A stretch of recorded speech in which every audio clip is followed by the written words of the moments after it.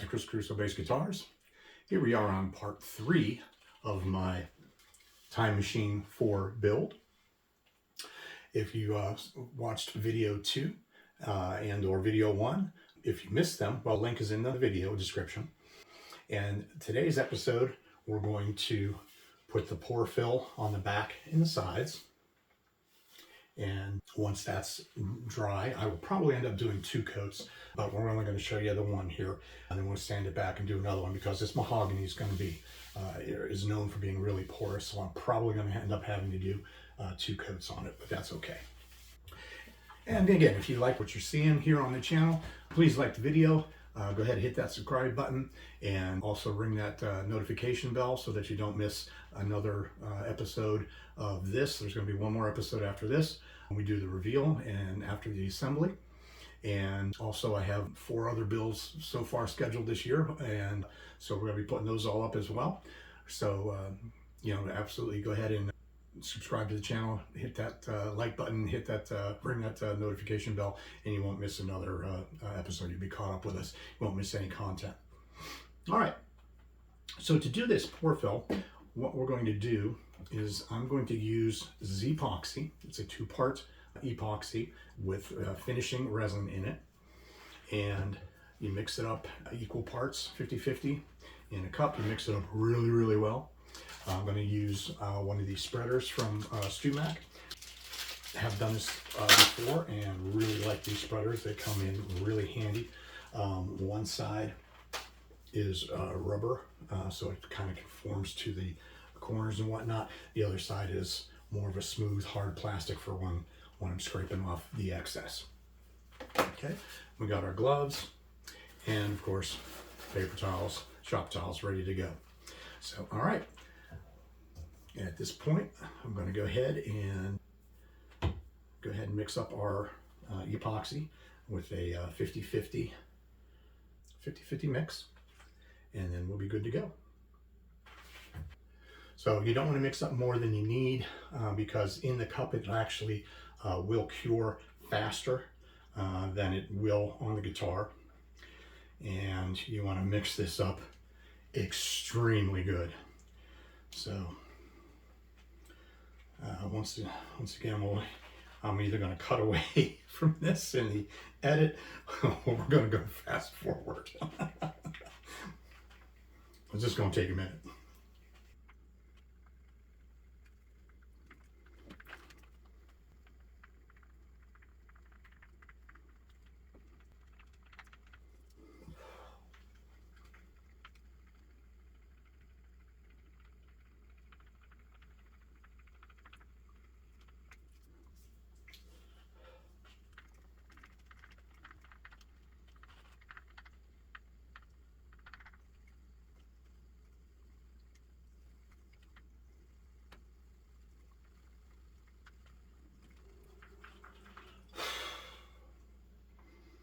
All right. I think we got it mixed up good enough. All right. So I'll set this stick aside. I'm going to save that for later, and you'll see why. All right. Still got my gloves on. Okay. So I did install a holder on here, and when we're putting this on, I want to make sure that I'm not actually gluing this wood block into my neck. So I got some tape on there, so if anything I'll get the epoxy on the tape and not necessarily on the block and glue it in place. All right, so with our cavities here, when we're putting this on, we want to fall into the cavities. Okay, we don't want to be scraping it like this, because then you're just going to have a big glop of epoxy down in your cavities, and that's just going to be a mess to clean up. So we want to fall into the cavities. We don't have to worry about if we get epoxy into those holes, and simply re-drill them. So, all right. And again, we're not putting a coat of this Pore fill epoxy on here like we would for a poly coat or a color coat or a sealing coat. What we're trying to do is fill these pores. All right, and so anything extra that's left on top of the body, we're just going to have to sand off anyway. So we just want to put enough on here to go into the pores. This is a 30-minute set, so I do recommend getting the 30-minute set, not the 10-minute set, so that you have a little bit of time to work with it. All right, so let's go ahead and pour a little bit on here.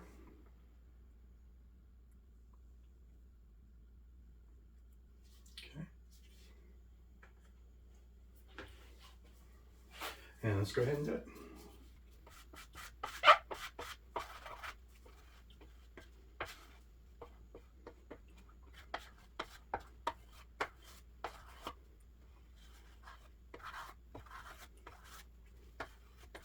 Okay.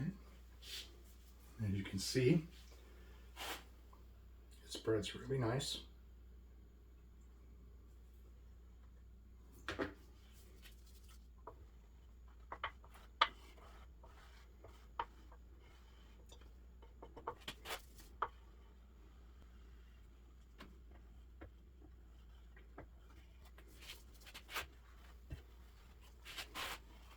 And I'll show you what we're going to do with the sides here in a minute.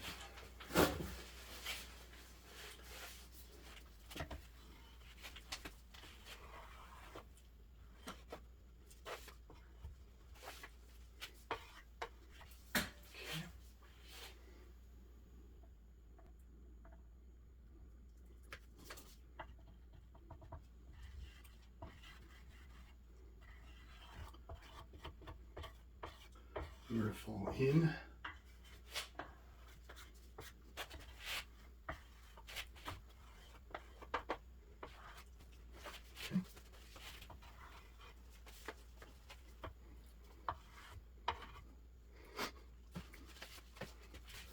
Okay, and I'm going to turn this back my way.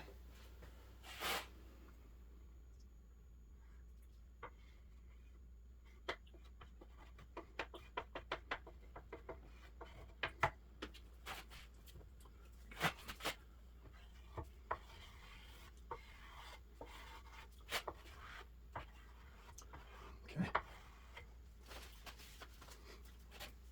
All right, now what we can also do,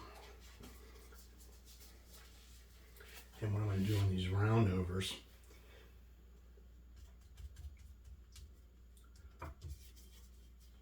is just use my finger of my glove, especially down in here where there's just not enough space to really run that.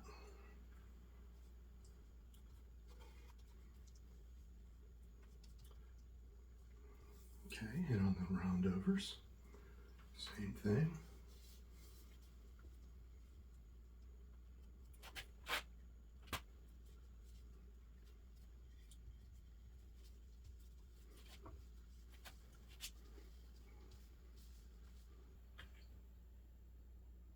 All right, well, that was interesting. My filming device decided to stop running in the middle of that shot. So you didn't get to see the very end of it or some of the things that I wanted to mention. I also sanded this back. It did dry, you know, we did let it dry. I did sand it back.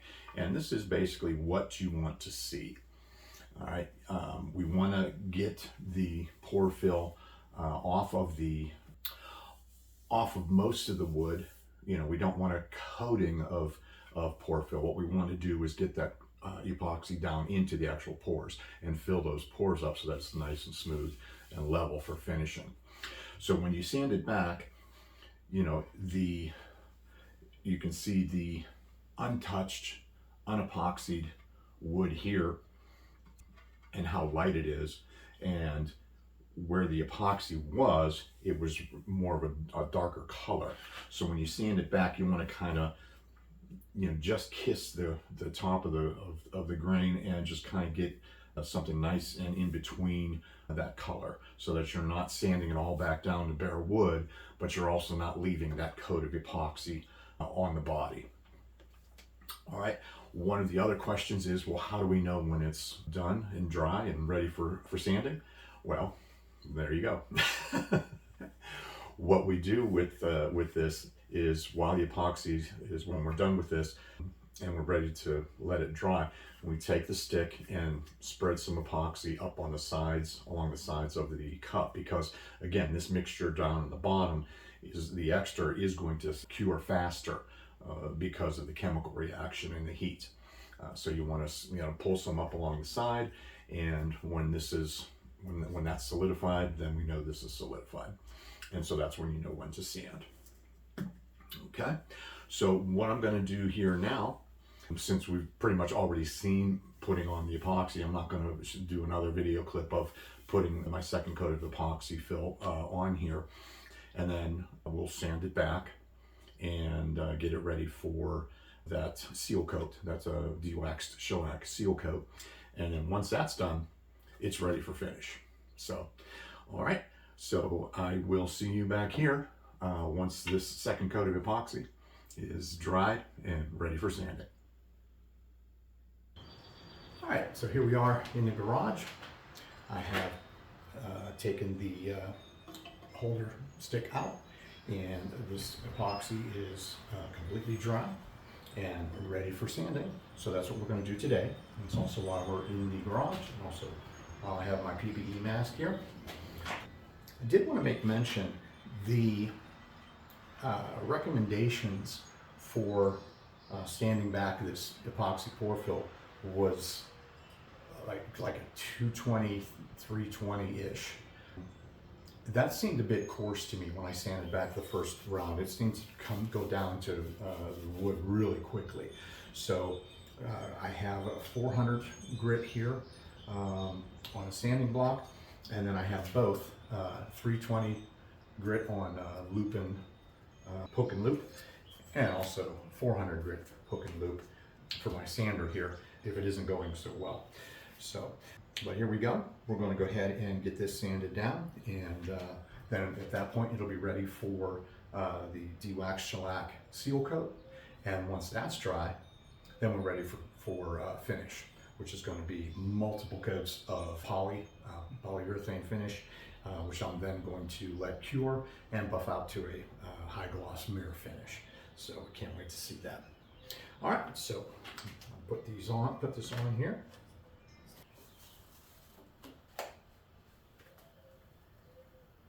Okay. There we go. Now I can see a little bit better. All right.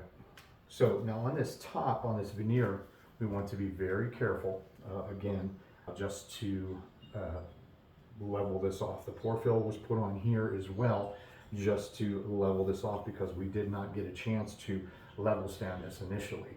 Because it's a veneer, it's very thin, didn't want to risk sanding through it, especially when I knew that after the first stain, we were going to be sanding it back. So that was primarily the only sanding done, other than very light sanding, to remove the nibs on this veneer.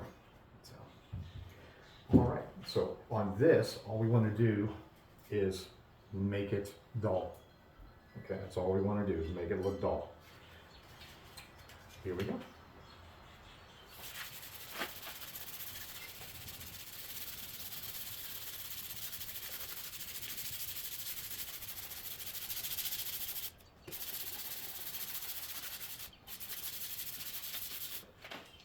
And you'll notice I'm picking it up and using that reflective light, the angular light, to see how I'm doing here.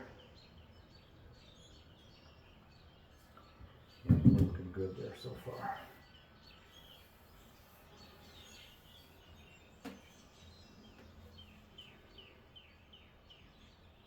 Okay, I'm just doing this in sections.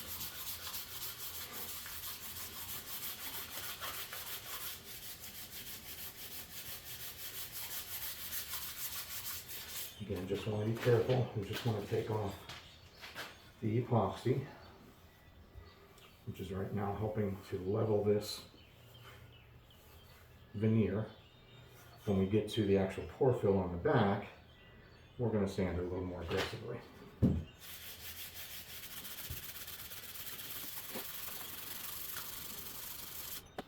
Okay.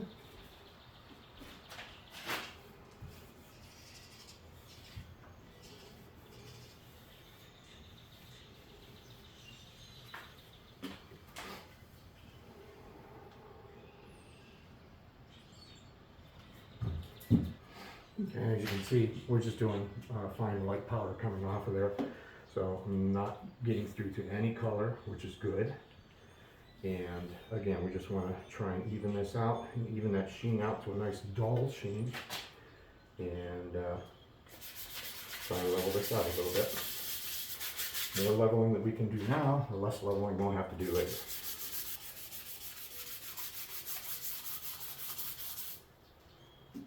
That's why I'm just checking.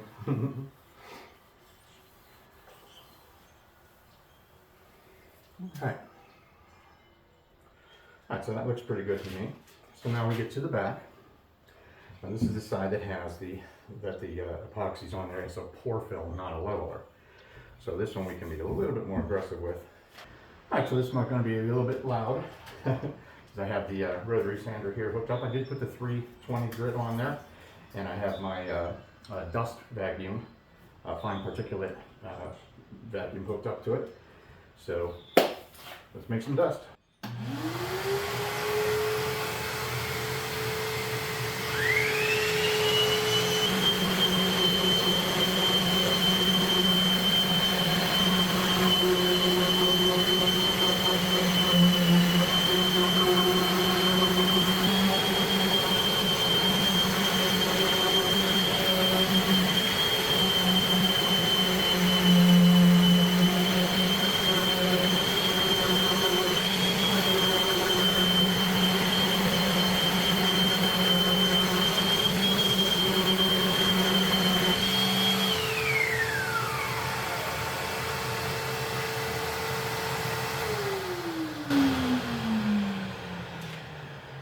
Okay.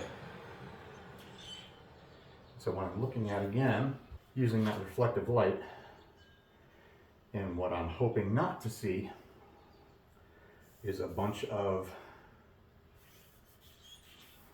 shiny spots, which would be pores that the sandpaper hasn't gotten to yet, which would mean I would need to do another pore fill.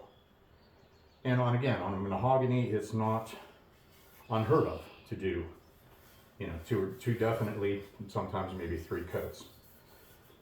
And yeah, this is looking really good. So like I said earlier, you want to kind of strike that pose, you know, that juxtaposition between where you know that there's this darker wood, where you know that there's epoxy sitting on top of this, and where there is no epoxy here. You know, that's bare wood. So we want to get somewhere in between the middle of those, and we're looking for that nice, smooth, glassy feel, and that's what we have. So these pores are filled, and I am loving that. I'm going to do the same thing on the sides and these roundovers. Again, you don't need to see that. I'm not going to use the power sander on it. I'm going to, might be able to use the power sander on some of these flat parts, but the roundovers themselves are going to be done by hand because they're curved, and I want to keep them in curved. So, all right. So when we come back, I am going to then be ready to show you de-wax shellac seal coat. And once that's dry, then we're ready for our poly finish. So we're getting close. We're getting close. All right, I'll see you right back here in just a little bit. All right. Well, we've had an interesting time here at the shop. The body is in very good shape and ready to go to finish. We have the seal coat of that 50/50 Beckhall solvent and de-wax shellac on there, seal coat. We also have the same de-wax shellac on the back and sides. I mentioned that figuring on this mahogany. Oh my goodness. So this is going to stay like this until I'm ready to put on the gloss. And at that point, then I will do a knockdown sand on this to rough it up and give the poly some teeth to hold on to. And then we'll get that poly done.